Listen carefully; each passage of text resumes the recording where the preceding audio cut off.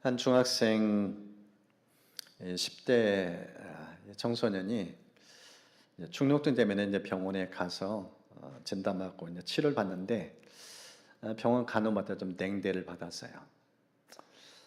이제 진료하려면은 이제 그 재정이 들어가잖아요. 근데 그 손에 든 것은 복지 카드입니다. 아버지가 6.25 전쟁 때 뒤를 밟으면서 몸이 정상이 아닌 거예요. 장애를 입었어요.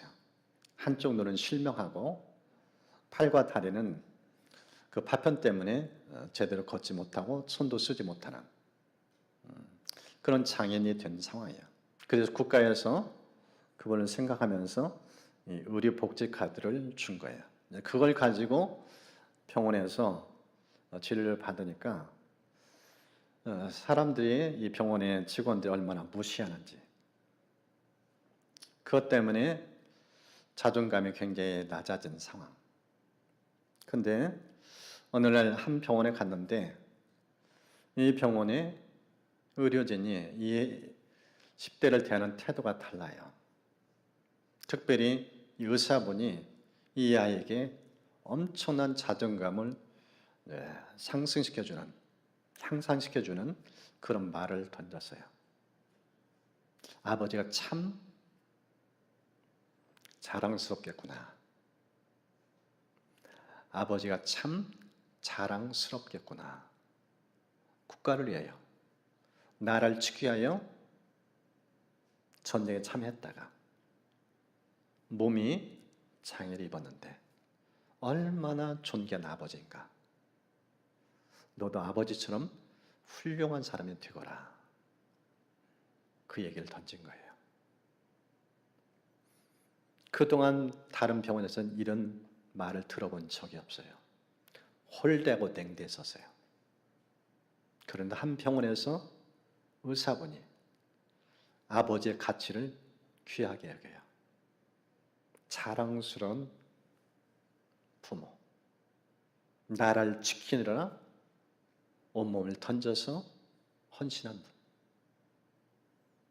나 아버지에 대해서 낮은 자존감이 있었는데 아버지를 존경하기는 그 마음, 아버지를 칭찬하고 존경하는 그 모습, 그게 얼마나 큰 힘이 되는데 그때 이 10대가 마음에 굳은 결심을 해요. 열심히 나도 공부해서 가난한 사람 도우리라. 고통받는 사람 치료해 주리라. 그래서 열심히 공부해서 의과대에 진학하고 의사가 됐어요. 전 아주대 중증위상센터 그 센터장으로 섬겼던 이국중 교수에 대한 일화입니다. 그 의사분이 던진 한마디가 10대 인생을 바꾼 거예요. 칭찬 한마디, 격려 한마디.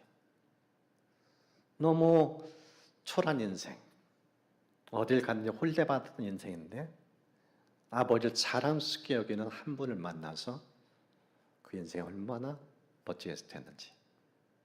말 한마디 위력, 칭찬 한마디 위력. 오늘 성경은 한 사람의 인물을 예수님이 소개해 줍니다. 그의 믿음이 얼마나 멋진지, 얼마나 반듯한지. 이방인 한 백부장의 믿음을 들어서서 이런 믿음을 갖고 살라.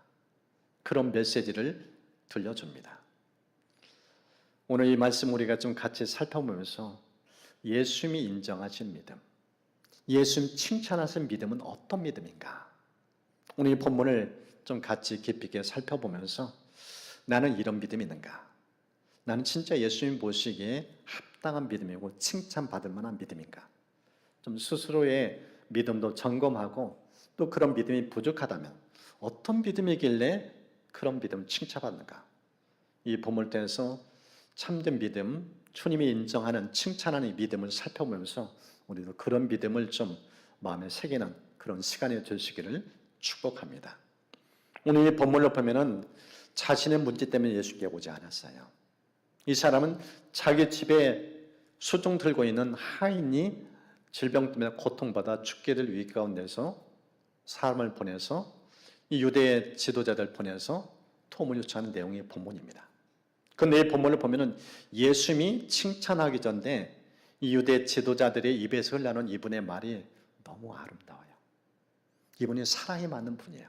여러분 본문을 좀 보십시오. 4절과 5절.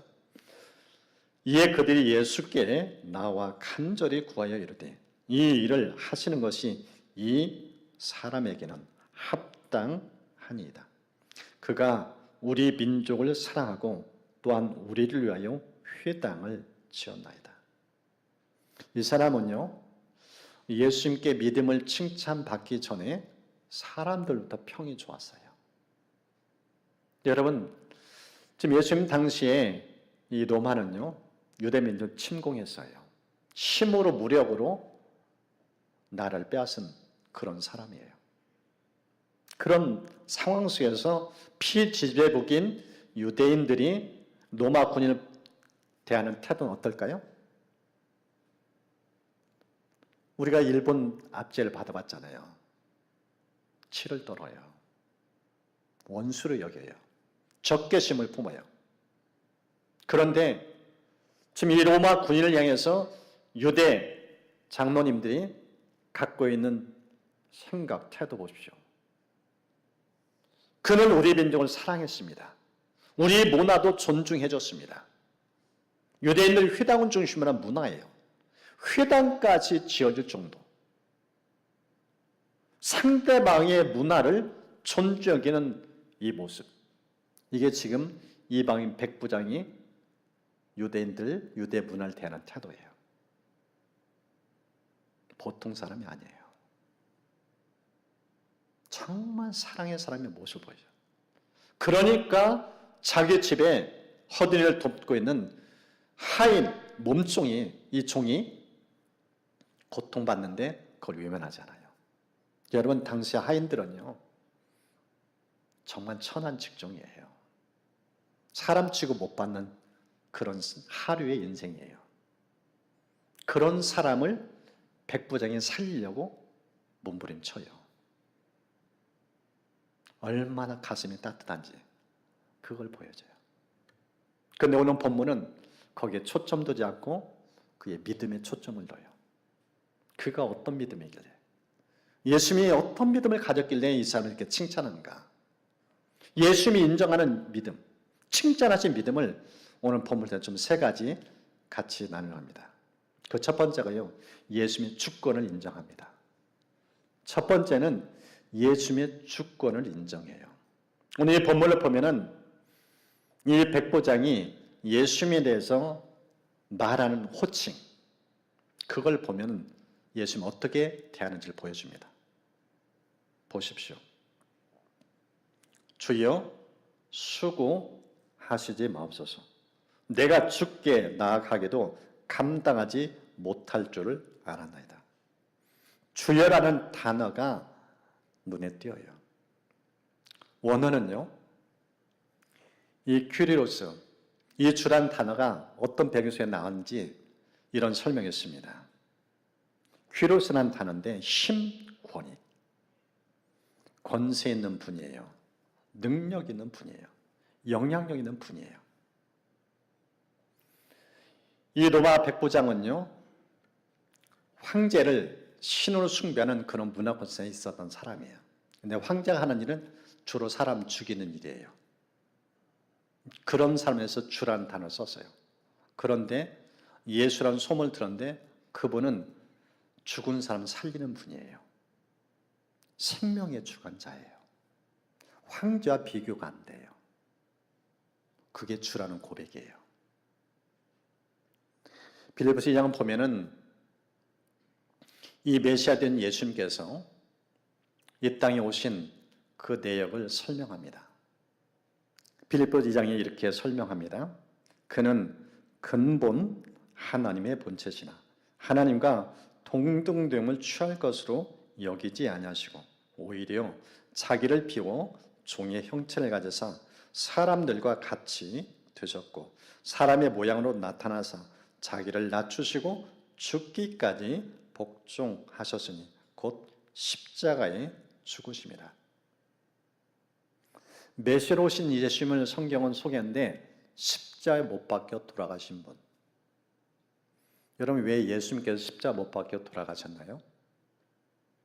매일 그토록 모진 고통을 당하고 발가 벗겼는데 그 모진 수치 모멸감을 안고 그렇게 창조주가 우리를 구속해서 그렇게 모진 고난을 당하면서 돌아가셨나요? 인간의 죄 때문이에요. 인간의 죄의 핵심 뭔 줄 아세요? 피조물의 창조주 위치에 앉는 그 죄악이에요. 그 교만이에요. 내가 주인이래요.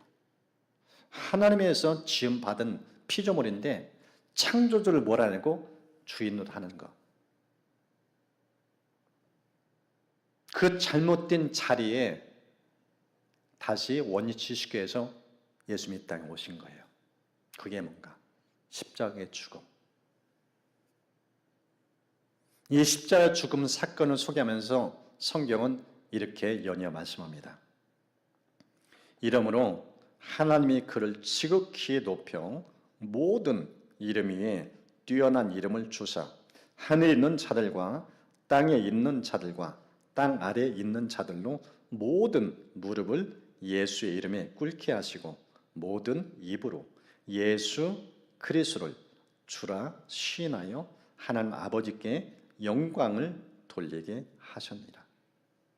주라는 단어가 여기서 나와요.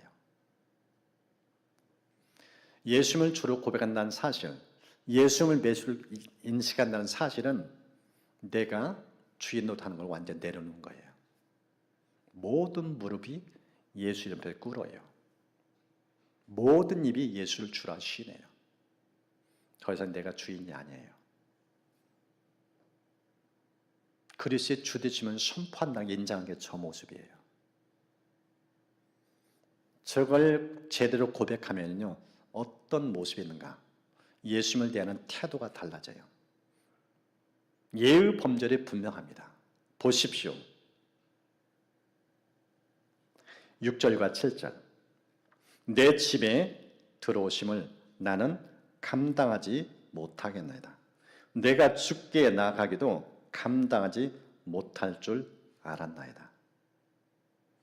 예수님이 주로 인식되는 순간 이 사람은요 예수님을 대하는 태도가요 얼마나 조심스레 보여져요. 말씀을 묵상하면서 이 백부장이 예수님을 대하는 태도를 보면서 저 자신을 돌아보고 우리는 과연 어떻게 예수님을 대하고 사는가 좀 생각하는 시간 가졌어요. 여러분 이 로마 백부장은요 이 3절을 보니까 예수에 대한 소문을 들었다고 표현해요. 귀로만 들었던 예수예요. 근데 그 예수를 알고 들으면서 이 사람이 눈이 달라지고 마음이 달라져요. 주라는 단어를 써요. 그 주로 인식하는 순간 그분에 대한 태도가 확 달라져요. 지금 유대 지도자를 보내서 예수님을 자기 집으로 모시려고 했었어요. 근데 집에서 공부를 생각해보니까 주님을 그렇게 대하면 안 되지. 생각 태도가 달라져요. 그러면서 친구들도 다시 보내요. 자기 직접 갈 수도 있는데 친구를 보낸 이유가 저 설명입니다. 좀 더 쉽게 번역한 성경은 이렇게 번역했습니다. 저는 선생님을 집에 모실 만한 자격이 없습니다. 제가 주님께 나올 자격도 없다고 생각했습니다. 왜 친구들 보냈는가? 직접 대면하기 송구스럽다는 거예요. 그 정도로 위엄과 권세 있는 분이에요. 예수님이 누구신지 알면은요 함부로 예수님을 대하지 않아요. 그 위엄 앞에, 그 권세 앞에 반듯해요. 예의를 갖춰요. 함부로 행동하지 않아요. 직접 만나기를 꺼려 하잖아요. 오시는 발걸음을 지체하기만 아니 거절해요. 모시는 것 자체가 그를 모실 만한 인물이 안 된다는 거예요. 여러분 로마 백부장이요 아무나 되지 않아요. 로마 군인 정예 군인이에요. 군 지휘관이에요.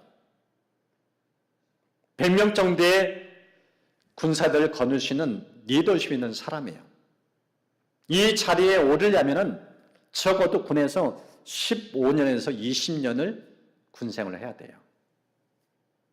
군에서 잔뼈가 굵었어요. 치열한 경쟁 속에서 거기까지 올랐어요. 그러면은 지적으로, 신체적으로, 정서적으로, 사회성 모든 면에서 특출났어요. 그런 인물이에요. 그렇다면 프라이드가 대단해요. 그런 존재의 인물이에요. 그런데 그가 예수님의 뜻을 듣고 취한 태도 보십시오. 자기가 얼마나 보잘것없는지. 그 주님 앞에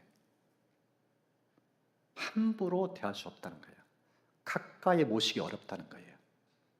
깍듯이 예언하는 모습을 보여줘요. 여러분, 믿음이라는 게 다른 거 아닙니다.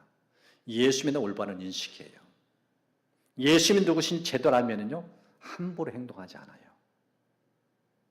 함부로 행동하지 않아요. 그분한테 두렵고 떨림으로 반응해요. 누가복음 5장 보십시오.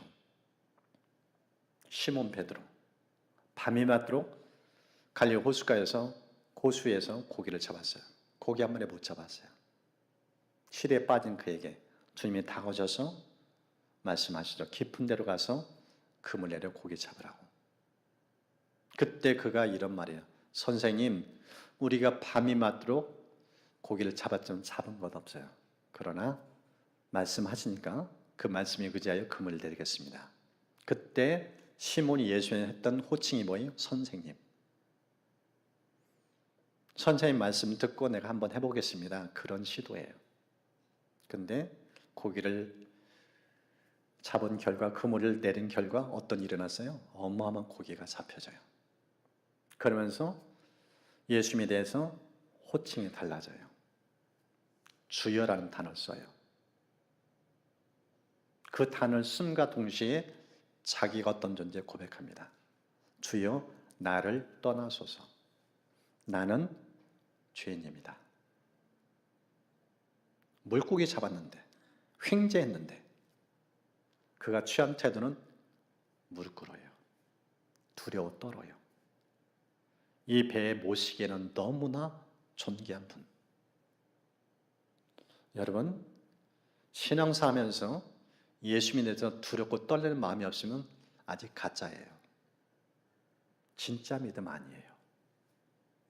예수님 주란 사실을 알면은 정말 그분 앞에 두렵고 떨리는 마음으로 신앙생활을 해요. 말 한마디, 행동 하나 조심해요. 이게 예수님의 주권을 인정하는 사람의 삶의 모습입니다. 왜 우리가 신앙이 이렇게 가벼운가? 예수님을 제대로 못 만났기 때문이에요.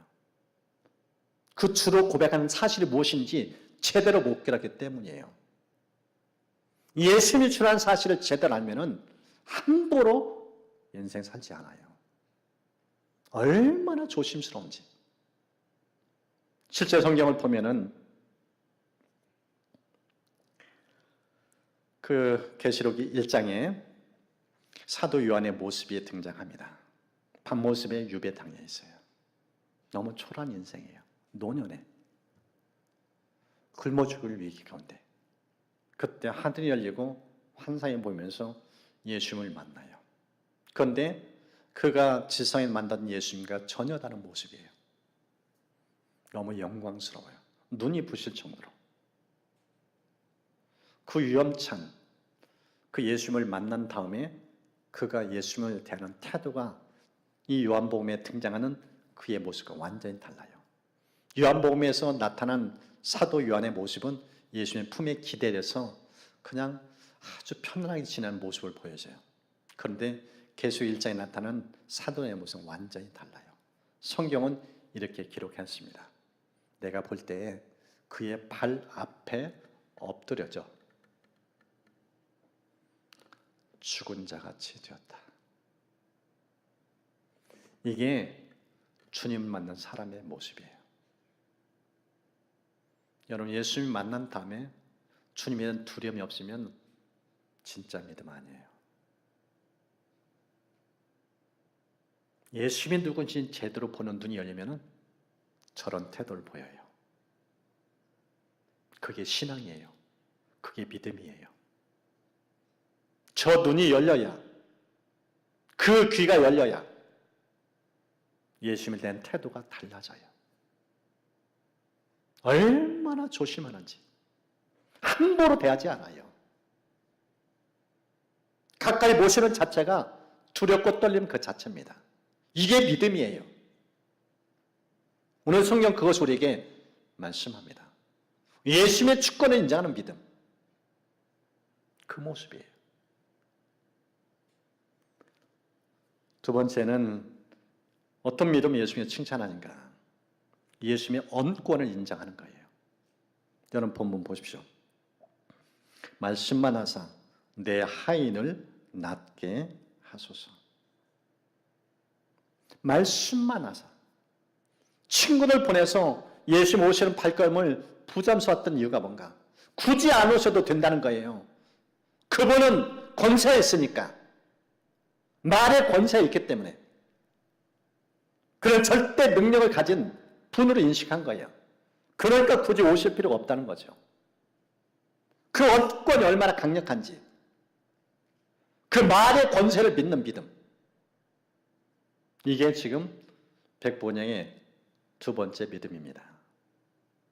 요한 4장을 보면은요, 왕이 신하의 모습을 성경 자세히 기록해 놨어요. 아들이 죽어가고 있어요.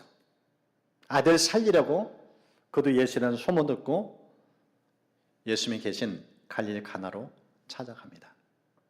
그는 이미 갈릴리 가나에서 예수님이 무슨 일을 하신지 그 얘기를 들었어요. 물을 포도로 만드신 분, 놀라운 기적을 해내시는 분. 아, 그분 만나면 내 아들도 고치시구나. 그런 마음을 가지고 설레의 마음으로 예수님이 찾아와서 도움을 요청합니다. 성경은 이렇게 기록해놨습니다. 내려오셔서 내 아들의 병을 고쳐주소서. 내려오셔서 자기 집으로 모시려고 얼마나 힘쓴지 성경은 저렇게 기록해놨어요. 주님 손 붙잡고 그렇게 가는 거예요.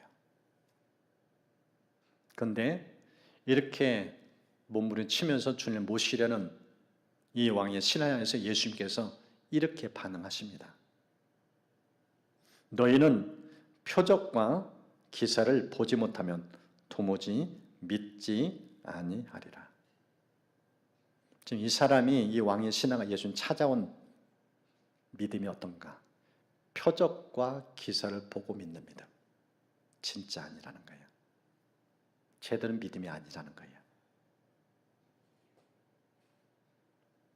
그의 잘못된 믿음, 그것을 지적하신 거예요. 그러시면서 진짜 믿음이 무엇인지 이렇게 주님이 연이어 말씀합니다. 예수께서 이르시되 가라, 내 아들이 살아있다. 가라, 내 아들이 살아있다. 말씀 한마디 던진 거예요. 말씀 한마디 전해준 거예요.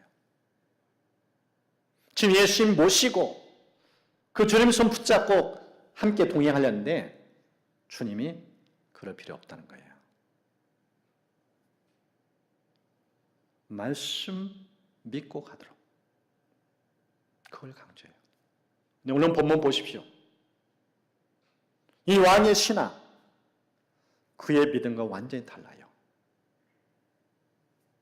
말씀 한마디면 족하다는 거예요. 그 말씀이 하인 낫게 한다는 거예요. 왕의 신하 얼마나 대조적인지 그걸 보여줘요. 실제 히브리서 11장 보면은 믿음장이라고 알고 있는 히브리서 11장에 믿음이 무엇인지 이렇게 기록해놨습니다. 믿음을 통해 우리는 이 세상 모든 것이 하나님의 말씀으로 창조되었다는 것을 이해합니다. 이것은 우리가 보고 있는 것들이 보이지 않는 어떤 것으로 만들었다는 것을 말합니다. 좀 더 쉽게 표현하면요, 믿음 무엇인가? 창세 1장을 믿는 거예요. 창세기 1장이 믿으면 다 믿어져요. 창세기 1장이 안 믿으면 믿음 꽝이에요. 여러분 창세기 1장이 뭐예요? 하나님은 태초에 천지를 창조하셨대요. 어떻게 창조했다고요? 말씀으로 창조하셨던 거예요. 요한복음 1장에도 사도 요한이 예수님을 이렇게 소개합니다. 태초에 말씀이 계시니라. 이 말씀이 하나님과 함께 계셨으니 이 말씀은 곧 하나님이시라. 이해되셔요? 만물의 창조주, 말씀으로 세상을 만드셨다. 그 말씀 속에 권세 있다. 그 말씀 속에 생명력이 있다. 사람을 살고 죽이는 게 말씀을 통해 일어난다. 그 얘기를 하는 거예요. 지금 이 백부장은 그런 믿음을 가진 거예요. 말씀을 창조하는 능력, 생명이 말씀을 통해서 회복되고 살아난다. 이런 믿음이에요. 말씀에 대한 얼마나 신뢰가 강력한지 그것을 우리에게 보여줍니다. 우리가 예수께서 37장을 보면은 유다 백성들의 죄악 때문에 바벨론 포로로 끌려가요. 70년 포로 생활해요. 가도 끝이 없어요. 자고 일하면 아직도 5년, 아직도 10년, 70년 안 보여요. 그런 가운데서 유다 백성들의 실상을 보이는데 마른 뼈처럼 완전히 소망을 잃어버려요. 바스럭거려요. 생기를 잃어요. 죽은 자 같은 모습. 그런 그들을 하나님께 어떻게 살리는가? 말씀으로 살려요. 성경에 이렇게 기록했습니다. 내가 명령을 따라 태어나니 태어날 때 소리가 나고 움직이며 이 뼈, 저 뼈가 들어맞아 뼈들이 서로 연결되더라. 이에 내가 그 명령대로 대언하였더니 생기가 그들에게 들어가며 그들이 곧 살아나서 일어나 서는데 극히 큰 군대더라. 이게 말씀의 능력이에요. 우리가 말씀 읊조리기 하잖아요. 그리고 그걸 카운터로 해가지고 사진을 서로 공유하고. 여러분 이 믿음 가지고 선포하기를 바라요. 따라하니까 의무감으로 숙제처럼 하지 마세요. 이 말씀 속에 능력 있고 이 말씀을 선포할 때 기적이 만나는 그 마음으로 읊조리기 하면은요 흥분돼요. 그게 몸이 느껴져요. 말씀을 대언할 때 살아나요. 성경 보십시오. 우리가 너무 잘 아는 히브리서 4장 12절. 하나님의 말씀은 살아있고 힘이 있습니다. 하나님의 말씀은 살았고 힘이 있다. 여러분 이 말씀의 능력을 믿습니까? 이 말씀의 능력이 믿으면은요 성경 붙들고 살아요. 자나깨나 성경을 가까이 해요. 이 말씀 펼치면 살아나니까. 이 말씀을 읽으면 살아나니까. 그래서 한 분이 병원에 갔더니 암 진단을 받았어요. 상태가 안 좋다는 거예요. 그런 상황 속에 이분이 어떻게 그 인생의 위기를 넘겼는지 그의 고백이에요. 하나님께서 이 고난을 통해서 하나님께 더 가까이 나가는 신호로 받아들인 거예요. 그러면 하나님께 물었어요. 하나님 이 고난을 저에게 허락하셨네. 이 고난을 해결할 수 있는 것은 말씀밖에 없다고 믿습니다. 하나님 지금 이 상황 속에서 저에게 꼭 필요한 말씀을 들려주세요. 하나님이 그 기도를 받으셨어요. 그리고 정확하게 성경의 한 구절을 떠올리게 해줬어요. 그 말씀을 딱 마음에 품는 순간 속에 불이 임해요. 의심 두려움은 딱 사라져요. 몸에 그것을 느껴요. 그리고 완전히 암에서 해방받아요. 죽고 사는 것 말씀에 달려있어요. 하나님 말씀 펼치면 말씀 입으로 선포하면 기적이 임해요. 역사가 임해요. 오늘 이 본문에 등장하는 백부장 믿음. 왜 예수님께 그 믿음을 칭찬한가? 말씀의 능력이 얼마나 강력한지 그걸 알았어요. 굳이 안 오셔도 돼요. 손 안 얹어도 돼요. 그 입에서 흘러난 말이 권세에 있다는 거예요. 치유의 기적이 있다는 거예요. 저 어려운 10년 가운데서 이 믿음의 길 축복합니다. 말씀의 능력 믿으면은요, 읽고 묵상하고 암송하고 말씀 속에 젖어 살아요. 근데 이 믿음이 없으면은 성경과 무관하게 살아요. 그리고 삶은 점점 가라앉아요. 피폐해져요. 영적 죽어요. 근데 이 말씀의 가치와 능력 아는 사람은 주야로 말씀을 묵상해요. 이 말씀 붙잡고 살아요. 그리고 실제 사는 것을 체험하게 되어집니다. 우리 교회가 사는 길, 이타이 교회가 사는 길, 시대 문제 아니에요. 말씀에 대한 태도가 너무 약해요. 진짜 성도의 성령 사람과 성경 사랑하는 분들은 굳이 몇 도 하나 강조하지 않아도 알아서 성경을 읽어요. 말씀을 암송하고 이 말씀의 가치와 능력을 모르면은 그렇게 강조해도 관심이 없어요. 그렇게 삶은 변화가 없어요. 몇십 년 지나도 예수 믿은 증거가 안 보여요. 말씀을 홀대하니까. 하나님의 말씀 무가책이니까. 우리의 베풀타임 우리의 도전한 메시지는 그겁니다. 주님의 주권을 인도하는 것은 무엇인가? 그의 입에서 흘러나는 말, 그의 말이 얼마나 권세 있는지 그 언권을 인정하는 것, 이게 믿음이라는 거예요. 하나님께서 저는 심령이 이런 말씀의 권세를 인정하고 진짜 말씀을 사랑하고 사모여 사는 은총을 축복합니다. 이 믿음이 생겨야 속에 불이 임해요. 말씀을 대할 때 가볍게 대하잖아요. 진지해요. 깊이 있게 묵상해요. 살아나니까. 유럽교회가 왜 이렇게 된 줄 아세요? 성경의 권위를 무시했어요. 성경을 홀대하는 순간 유럽교회가 몰락한 거예요.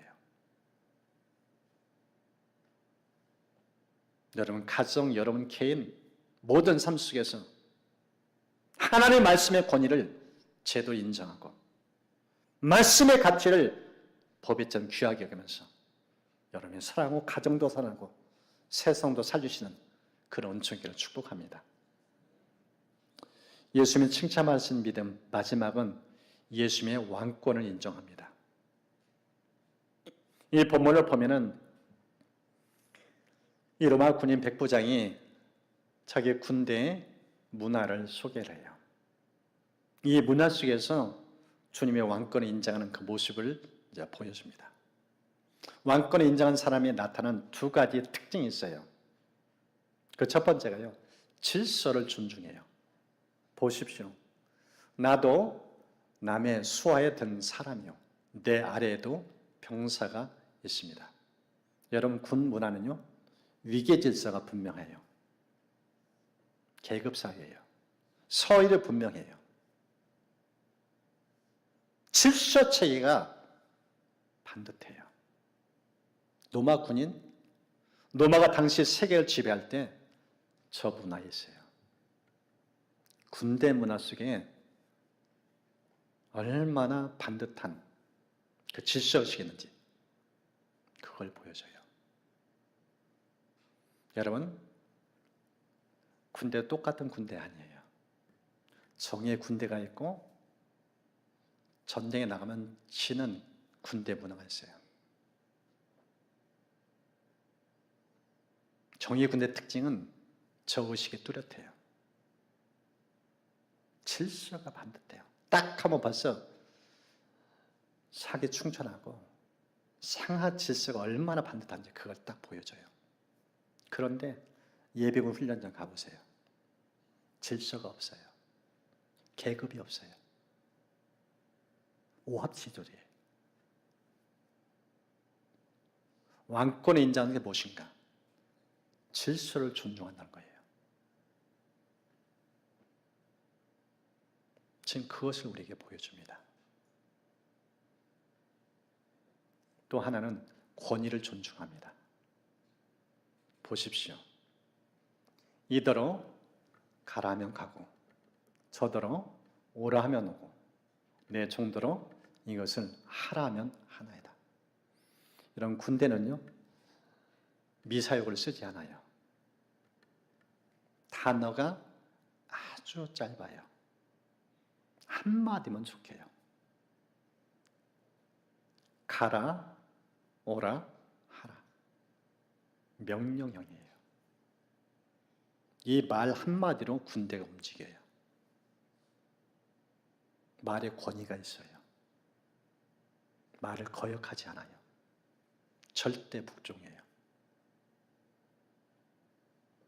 로마 문화 속에서 하나님의 통치권이 보여준 모습이에요. 이 세상이 왜 이렇게 오합지어든가? 사탄이 권위를 무너뜨렸어요. 하나님의 말을 거역하게 만들었어요. 오합지졸이에요. 사사기에 보십시오. 자기가 다 왕이에요. 질서가 무너졌어요. 대혼돈이에요. 그런데 왕의 통치권이 있는 곳에는 질서가 반듯하고 권위가 제대로 세워져 있어요. 상관을 예우할 줄 알아요. 상명하복이 분명하고. 권위 의식은 문제지만 권위는 존중돼야 돼요. 이게 왕권을 인정하는 문화입니다.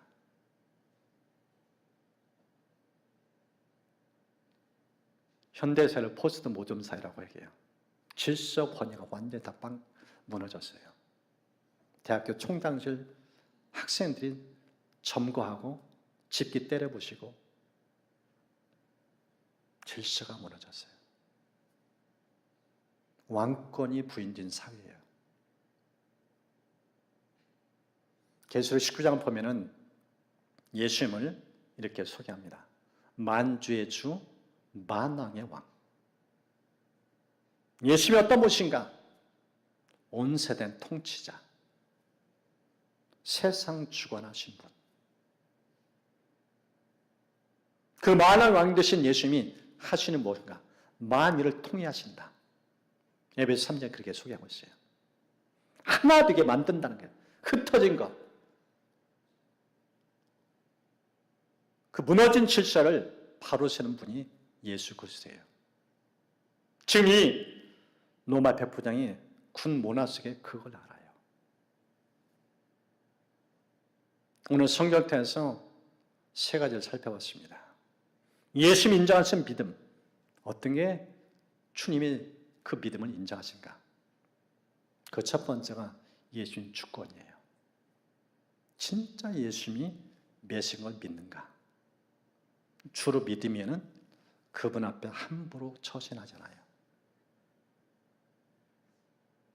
가까이 보시는 것, 상종하는 것조차 두렵고 떨려요.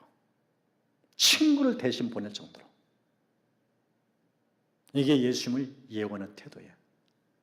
이게 주권을 인정하는 모습이에요. 언권, 굳이 안 오셔도 돼요. 그분의 권세는 말을 통해 나타나기 때문에 그 언권을 인정해요. 그분은 왕이세요. 그 문화 속에서 저런 믿음이 나온 거예요. 나의 믿음은 어떤 믿음인가? 나는 진짜 예수님을 주로 믿고 있는가? 그분 앞에 두렵고 떨림으로 인생 살아가고 있는가? 그분의 말씀을 나는 얼마나 귀히 여기고 있는가? 그 말씀에 능력이 있고 그 말씀 듣기를 사모하고 그 말씀 살아가는 그런 모습이 있는가? 정말 그분은 온 세상 통솔하시고 통치하시는 왕이신 걸 믿는가? 그걸 돌아보게 만들어요. 우리 주신 말씀을 좀 마음에 새기면서 이제 찬양 함께 좀 기도로 반응하겠습니다.